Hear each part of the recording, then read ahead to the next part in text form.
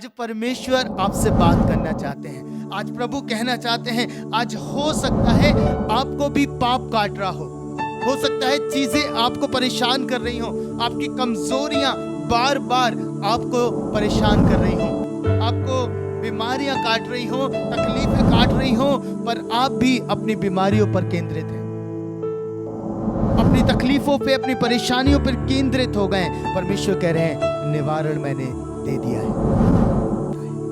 आज मैं बात करूंगा प्रियो कि परमेश्वर की ओर जब आप अपनी दृष्टि को लगाते हैं, जब परमेश्वर की ओर अपने नजरों को आप केंद्रित करते हैं, आप कभी लज्जित नहीं होते। आज आपको किसी भी रीति से कमजोर, असहाय महसूस करने की आवश्यकता नहीं है, क्योंकि यीशु हर एक का परमेश्वर है। वो यहूदियों का भी परमेश्वर है, यूनानियों का भी परमेश्वर है। उसने कोई भी विभाजन नहीं रखा। हालेलुया। वो हर एक व्यक्ति के लिए इस संसार में आया। आज जब मैं बात करूंगा प्रियो, मेरे लिए निकाली गई एक वचन से, भजन संहिता 34 उसका 5 अध्याय 34 का 5वां पद, और इस पद ने मुझे हमेशा बहुत बरकत दी है। आज मैं इसे बांटने जा रहा हूं आपसे, और निश्चय जानता हूं कि आपको भी परमेश्वर बहुत बरकत देंगे। भजन संहिता 34 उसका 5वां पद। जिन्होंने उसकी ओर दृष्टि की जी, उन्होंने ज्योति पाई जी। और उनका मुंह कभी काला ना होने पाया। और इस दीन जन ने पुकारा, जी। तब यहोवा ने सुन लिया। हालेलुया। परमेश्वर का वचन कहता है कि जितनों ने उसकी ओर दृष्टि करी उन्होंने ज्योति पाई और उनका मुंह कभी काला ना होने पाया। जितनों ने दृष्टि करी। मैं आज आपसे एक बात कहना चाहता हूं प्रियो, यदि आप दृष्टि करते हैं परमेश्वर की ओर, किसी मनुष्य की ओर नहीं, किसी ऐसे जन की ओर नहीं जिस पे आप ट्रस्ट करते हैं, पर परमेश्वर की ओर, तो परमेश्वर कलाम कहता है कि आप ज्योति को पाते हैं, आप उसके प्रकाश को पाते हैं। वो प्रकाश आपके अंधकार में आपके जीवन पर उजाला कर देता है, और आपका मुंह कभी काला नहीं होने पाता। क्योंकि जब प्रकाश परमेश्वर का आएगा, आप सोचिए, अभी ये लाइट मेरे मुंह के ऊपर प्रकाश दे रही है तो मेरा चेहरा चमक रहा है ना? रंग मेरा भले ही काला हो, लेकिन चेहरा मेरा चमक रहा है। हालेलुया। पर इस प्रकाश के कारण, लेकिन अगर सोच के देखिए, यहोवा परमेश्वर का प्रकाश, यहोवा का तेज आपके ऊपर आए तो आप कैसा, आपका चेहरा कैसा चमकेगा? हालेलुया। मूसा पर्वत पर 40 दिन परमेश्वर के साथ रहा, और उसकी उपस्थिति के कारण उसका तेज ऐसा था कि लोग उसके चेहरे की ओर दृष्टि नहीं कर पा रहे थे। आप सोच के देखिए, और वही परमेश्वर आज अपनी प्रतिज्ञा को कर रहा है और कह रहा है जितनों ने उसकी ओर दृष्टि करी उन्होंने ज्योति पाई, और वो ज्योति स्वयं परमेश्वर में से निकली और आपके चेहरे को प्रकाशवान कर दिया। हालेलुया। आप सोच के देखिए, जब यहोवा परमेश्वर का तेज आपके ऊपर आएगा तो आप कैसे अंधकार में रह सकते हैं, आपका मुंह कैसे काला हो सकता है? क्योंकि वो मूसा जो परमेश्वर के केवल साथ रहा, उसके मुंह से किरणें निकलने लगी और लोग उसका चेहरा देख नहीं पाते थे। अब वही परमेश्वर जब आपके साथ रहता है और उसका प्रकाश आपके ऊपर होगा, तो आप कल्पना कीजिए कि आप कैसे किरणों से भरे हुए जन होंगे, कैसे तेज से भरे हुए जन आप बन जाएंगे। आज परमेश्वर चाहते हैं प्रियो कि आप उसकी ओर दृष्टि लगा के रखें, क्योंकि जब आप अपनी दृष्टि उसकी ओर लगाएंगे, आप कभी लज्जित नहीं होंगे। आपको मालूम है, आज जब ये गीत सुना तो परमेश्वर ने कहा तुझे इस बात को बताना है।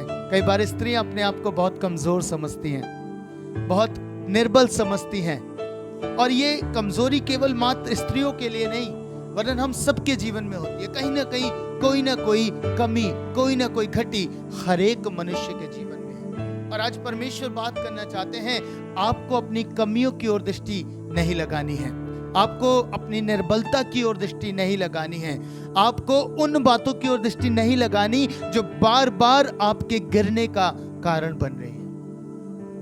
आपको दृष्टि लगानी है परमेश्वर की ओर। हालेलुया। आपको मालूम है बाइबल में यहोशू की पुस्तक उसके 17 अध्याय में एक ऐसा दृष्टांत पाया जाता है। यहाँ पे बंटवारे का जिक्र पाया जाता है कि यहोशू लोगों को भूमि बांट रहा है, इजराइल के गोत्रों को भूमि बांटता है, और उसी गोत्रों में से मनश्शे के गोत्र में ऐसी एक घटना होती है कि मनश्शे का जो परपोता था, जिसका नाम सलोफाद था, तीसरे पद में पढ़ेंगे 17 अध्याय के तीसरे पद में। परंतु हेपेर जो गिलाद का पुत्र हाँ। माकीर का पोता और मनश्शे का परपोता था, उसके पुत्र सलोफोत के बेटे नहीं बेटियां ही हुई, हाँ, और उनके नाम महला, नोआ, होगला, मिल्का और तिर्सा है। हाँ, तब वे एलियाजर याजक, नून के पुत्र यहोशू और प्रधानों के पास जाकर कहने लगी, यहोवा ने मूसा को आज्ञा दी थी कि वह हमको हमारे भाइयों के बीच भाग दे। तो यहोशू ने यहोवा की आज्ञा के अनुसार उन्हें उनके चाचाओं के बीच भाग दिया। हालेलुया। परमेश्वर का वचन यहाँ पे एक बात कह रहा है प्रियो। परमेश्वर का वचन बता रहा है कि जो मनश्शे के गोत्र में सलोफाद था, उसके कोई बेटा नहीं था, सिर्फ बेटियां थी, और व्यवस्था ये बताती थी कि बेटियों का कोई अधिकार नहीं हुआ करता था भूमि में। पर परमेश्वर अद्भुत परमेश्वर है। उन्होंने मूसा से कहा था कि ये जो बेटियां हैं इनको भी तू भाग दे देना, और जब बंटवारा होने लगा तो इनको छोड़ दिया गया, इन लड़कियों को छोड़ दिया गया। पर पता है ये अपने अधिकार को पाने के लिए खड़ी हुई, और इन्होंने कहा कि मूसा से परमेश्वर ने ऐसा कहा था कि हमारे भाइयों के बीच में हमें भाग देना, और इन्होंने उस भाग को प्राप्त कर लिया। आज मैं आपको बताना चाहता हूं प्रियो कि परमेश्वर में ये सारी आशीषें आपकी हैं, चाहे आप स्त्रियां ही सही, चाहे आप पुरुष सही, परमेश्वर ने कोई विभाजन नहीं रखा। हो सकता है अगर ये स्त्रियां अपने आप को कमजोर समझती और इस बात की अधीनता में आ जाती कि नहीं हमारा कोई भाग नहीं है, हमें अब ऐसे ही जीवन व्यतीत करना होगा, इन्होंने संघर्ष किया और जाके यहोशू से बात करी और हवाला दिया परमेश्वर का, और वचन बताता है कि उन्हें उसका भाग दिया गया। आज परमेश्वर आपसे भी कहना चाहते हैं, आप कमजोर हैं, आप निर्बल हैं, और आपको भी लग रहा है कि अब ऐसे ही सही है, ठीक है, ऐसे ही जीवन जी लेते हैं। पता है परमेश्वर ऐसा नहीं चाहते। प्रभु कहते हैं यदि तुम मेरी ओर दृष्टि करोगे तो तुम्हारी कमियों को, तुम्हारी घटियों को मैं दूर करके तुम्हें अधिकार में लेके आ जाऊंगा। हालेलुया। इन्हें वो अधिकार दिया गया क्योंकि परमेश्वर ने मूसा से कहा था। आज अगर हम अपने जीवन में परमेश्वर की ओर दृष्टि लगाएं, जैसे इन्होंने हवाला दिया परमेश्वर का कि प्रभु ने मूसा से कहा था, वैसे ही यदि हम कहें हमने अपनी दृष्टि परमेश्वर आपकी ओर लगाई है, आज हमें अपने अंदर कमजोरियां, हमें अपने अंदर घटियां नजर आ रही है परमेश्वर, आज हम निर्बल हैं प्रभु, हम आपकी ओर दृष्टि लगाते हैं, मालूम है वो परमेश्वर आपको अधिकारी बना देगा। Hallelujah, hallelujah. परमेश्वर के वचन में लिखा है, गिनती उसके 21 अध्याय 4 पद से अगर हम पढ़ेंगे तो वहां लिखा है कि इजराइली परमेश्वर पर बुड़बुड़ाने लगे थे, परमेश्वर को क्रोध दिलाने लगे और वो परमेश्वर के विरुद्ध बकबक करने लगे। तो परमेश्वर ने एक काम किया। क्या किया?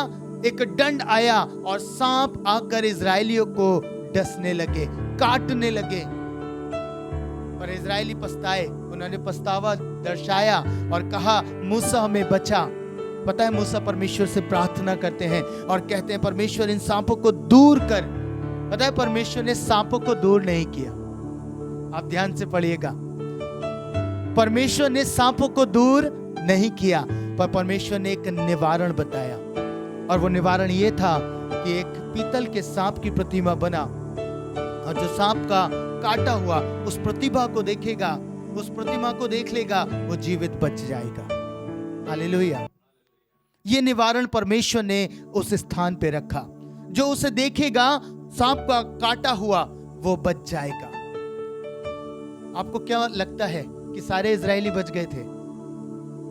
कुछ ऐसे भी होंगे ना कि जब उन्हें सांप काट रहा होगा तो वो अपना ध्यान उस काटे हुए स्थान पे लगाते होंगे, है ना, वो निवारण को नहीं देखते होंगे, पर परमेश्वर ने कहा था कि जितनों को वो काटते हैं सांप, वो अगर देख लेंगे उस प्रतिमा को जो बनाई गई है, वो बच जाएगा। और जितनों ने देखा वो बच गए। बड़ी खूबसूरत बात है प्रियो। आज परमेश्वर आपसे बात करना चाहते हैं। आज प्रभु कहना चाहते हैं, आज हो सकता है आपको भी पाप काट रहा हो सकता है चीजें आपको परेशान कर रही हो, आपकी कमजोरियां बार बार आपको परेशान कर रही हो, आपको बीमारियां काट रही हो, तकलीफें काट रही हो, पर आप भी अपनी बीमारियों पर केंद्रित हैं, अपनी तकलीफों पे, अपनी परेशानियों पर केंद्रित हो गए। परमेश्वर कह रहे हैं, निवारण मैंने दे दिया है। हालेलुया।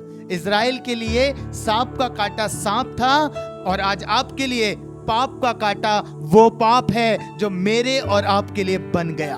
परमेश्वर ने कहा, श्रापित है वो जो कांट पे लटकाया जाता है। प्रभु ने हम सब का पाप उसी पे लाद दिया जो पाप से अनजान था, और उसे हमारे लिए पाप बना दिया। हालेलुया। आज जब पाप हमें काट रहा है, कमजोरियां हमें काट रही हैं, तो हमें कहां देखना है? हमें देखना है निवारण की ओर, अपनी क्रूस की ओर जो यीशु ने हमारे लिए तैयार की। परमेश्वर के वचन में लिखा है यूहन्ना 3 में, जिस रीति से जंगल में सांप को ऊंचे पे लटकाया गया, वैसे ही मनुष्य का पुत्र भी ऊंचे पे लटकाया जाएगा। आज अगर आपको परेशानियां हो रही हैं, दिक्कतें हो रही हैं, तकलीफों से आप गुजर रहे हैं, कमजोरियां आपके जीवन में हैं, तो परमेश्वर कह रहे हैं, निवारण की ओर दृष्टि लगाओ। मत बातें करो उन बातों की, उन कमजोरियों की, उन तकलीफों की, पर यीशु की ओर अपनी दृष्टि लगा के रखो, क्योंकि परमेश्वर के कलाम में लिखा है, जितनों ने उसकी ओर दृष्टि लगाई उन्होंने ज्योति पाई, और उनका मुंह कभी काला नहीं हुआ। मैंने एक बार बात शेयर करी थी, पता है, जब सांप काटता है तो हमारा ध्यान तुरंत जाता है एड़ी पे, क्योंकि एड़ी पे डसता है अधिकतर, बाकी वो काट कहीं भी सकता है। जब वो एड़ी पे डसता है तो आपका ध्यान कहां जाता है? एड़ी पर, है ना। तुरंत हम एड़ी देखते हैं, एड़ी पे काट लिया या पैर पे काट लिया, हमारा सारा ध्यान वहां होता है। परमेश्वर कह रहे हैं, नहीं, सांप को देखना है जो मैंने उस पर लटकाया है। हालेलुया। आज आपसे भी परमेश्वर यही कहना चाहते हैं। आपको लग रहा है किसी चीज ने आपको बहुत परेशान कर दिया, आपको कमजोर कर दिया, आपको निर्बल कर दिया, और आप उसी की चर्चा कर रहे हैं, तो परमेश्वर आज आपको एक नए अनुभव में लेके आने चाहते हैं। परमेश्वर चाहते हैं इनकी चर्चाएं बंद करें और निवारण की ओर दृष्टि लगाएं, परमेश्वर की ओर दृष्टि लगाएं। और जब आप ऐसा करेंगे, आप विश्वास कीजिएगा प्रियो, परमेश्वर आपके हालातों को बदल देंगे। आपको मालूम है, जब मैं बीमार पड़ा भी, तो मेरा भी ध्यान बहुत ज्यादा केंद्रित हो गया था कमजोरी पर, बहुत कमजोरी पर जैसे ही थोड़ी देर के लिए, मालूम है क्या हुआ, इतनी कमजोरी हो गई कि मैं वचन नहीं पढ़ पा रहा, बैठ ही नहीं पा रहा था, इसलिए ध्यान, पता है, तुरंत बीमारियों पे चले जाने लगा।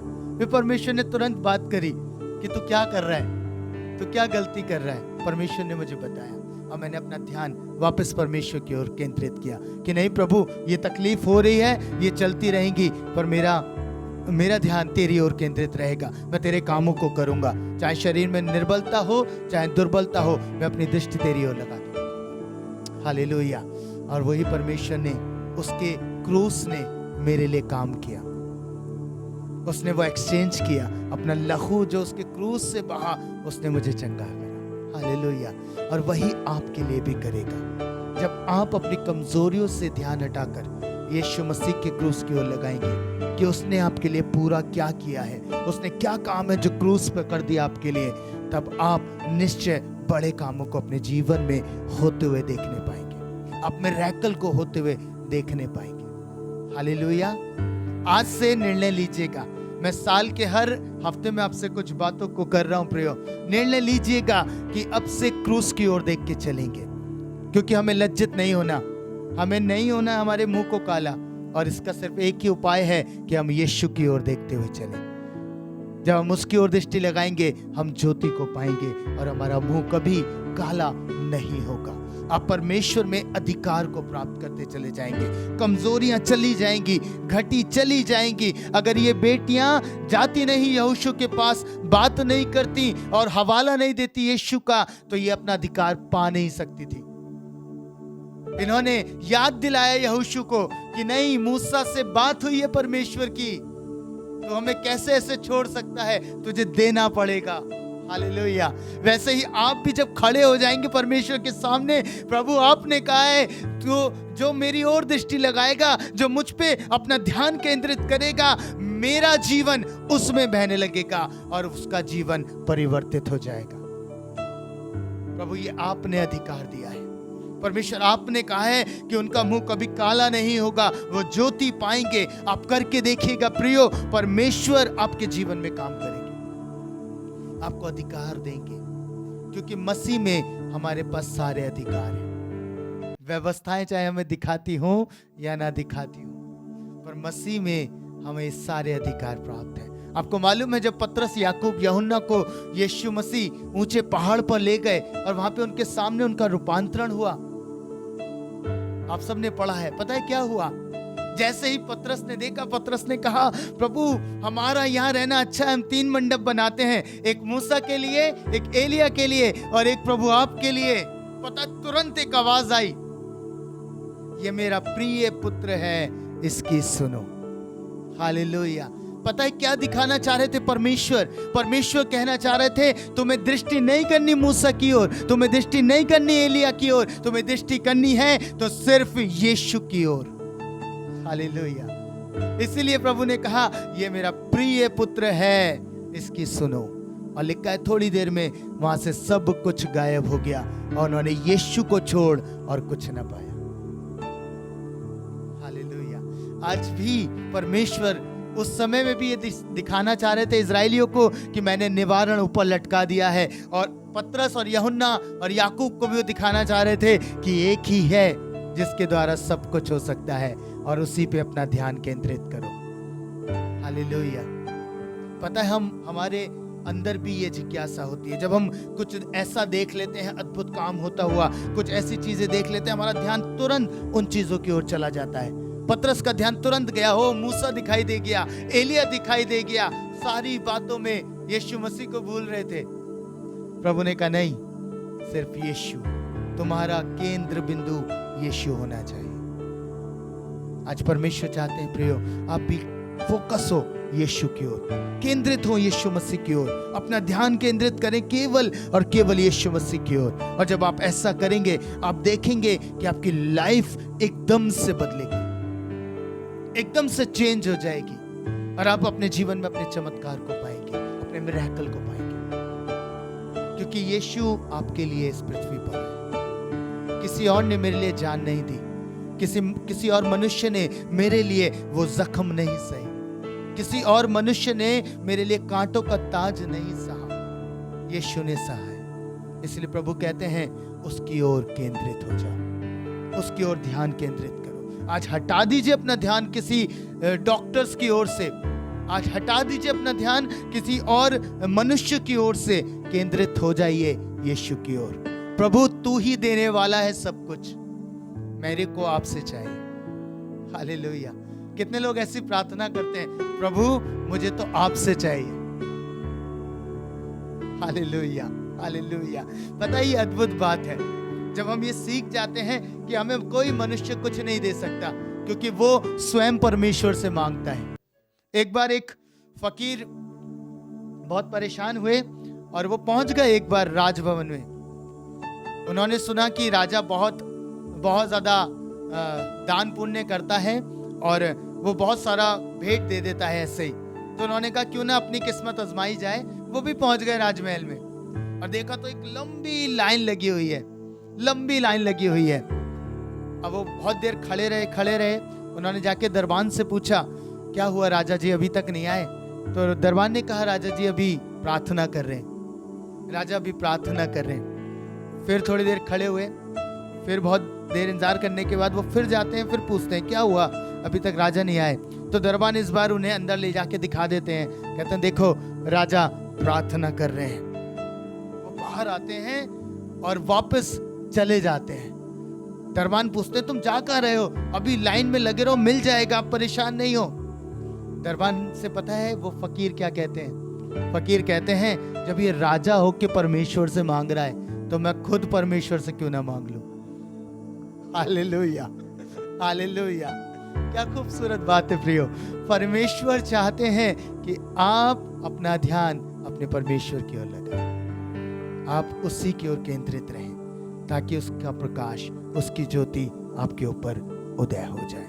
आज इस निर्णय को लीजिएगा अपने जीवन में कि प्रभु मैं अपना ध्यान आपकी ओर केंद्रित करता हूँ, मैं अपना ध्यान आपकी ओर लगाता हूँ। हाँ प्रभु, कोई मनुष्य नहीं, सिर्फ आप, सिर्फ आप। आइए प्रियो, अपनी आंखों को बंद करें।